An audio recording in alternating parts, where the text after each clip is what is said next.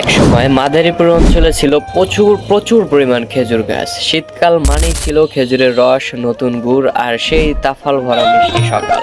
আরও একটি ইন্টারেস্টিং বিষয় হচ্ছে, আমাদের মাদারীপুরে কোনো এক সময় এত পরিমাণ খেজুরের রস পাওয়া যেত যে এই মাদারীপুর অঞ্চলটি যে খেজুরের গুড়ের নামেই বিখ্যাত ছিল।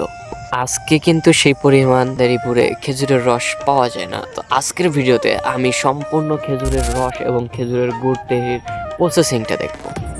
So hello everyone, assalamu alaikum, this is me Ashish Shihan and welcome to my new vlogs video. আর আজকের vlogs ভিডিওতে আমি সম্পূর্ণভাবে দেখাতে চলেছি যে মাদারীপুরের বিখ্যাত খেজুরের গুড় কিভাবে তৈরি হয় এবং খেজুরের রস কিভাবে প্রসেসিং করে একজন গাছ থেকে নামায়।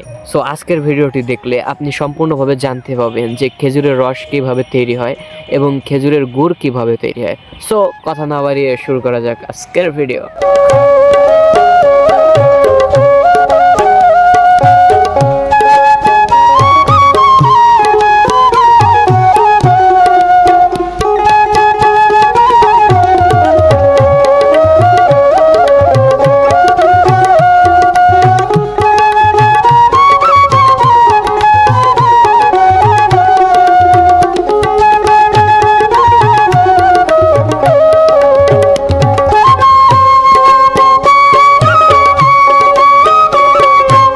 পর্যাপ্ত খেজুরের রস নেই, কিন্তু রয়ে গেছে রসের চাহিদা এবং রয়ে গেছে অরিজিনাল খেজুরের গুড়ের চাহিদা, যা এখন পুরোই বিলুপ্তর পথে। এখন খুব কমই অরিজিনাল খেজুরের রসের গুড় পাওয়া যায়।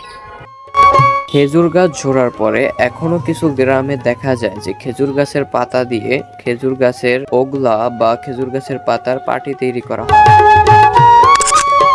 আল্লাহর এক বিস্ময়কর নিয়ামত হচ্ছে এই খেজুরের রস ও গুড়। খেজুরের গাছ, যাকে বাংলায় বহু অঞ্চলে বলা হয় রসের ভাণ্ডার, এটি কোনো সাধারণ গাছ নয়, বরং আল্লাহর এক অনন্য কুদরতের নির্দেশনা, যেখান থেকে ঝরে পড়ে মিষ্টি এক তরল, যা খেজুরের রস। শীতকাল এলেই গাছিরা শুরু করেন প্রস্তুতি। খেজুরের গাছের মাথা কিছুটা পরিষ্কার করে সেই জায়গায় নিখুঁতভাবে ছাঁটাই করে তৈরি করা হয় রস ঝরার পথ। তারপরে এক ধরনের বাঁশের তৈরি হাঁড়ি বা মাটির তৈরি কলস বেঁধে দেওয়া হয় গাছের সঙ্গে।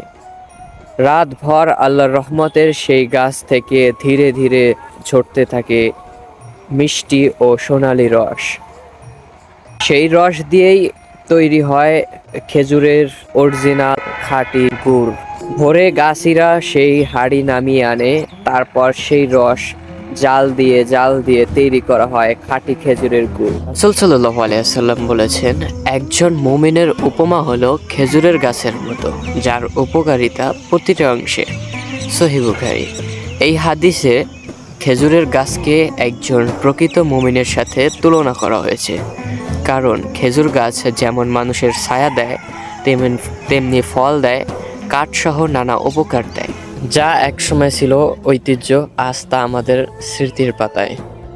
খেজুর গাছ প্রায় মাদারীপুর থেকে বিলুপ্তর দিকে, আর এটা বাঁচিয়ে রাখতে, এই প্রাকৃতিক ভারসাম্য রক্ষা করতে আমরাই পারি।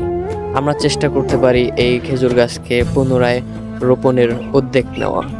রাস্তার পাশে বা পুকুরের পান্নায় এবং এলাকায় বা বাড়ির চারপাশে আমরা যদি খেজুর গাছ রোপণ করি, তাহলে এই আমাদের ঐতিহ্য আবারও ফিরিয়ে আনা সম্ভব বলে আমি মনে করি।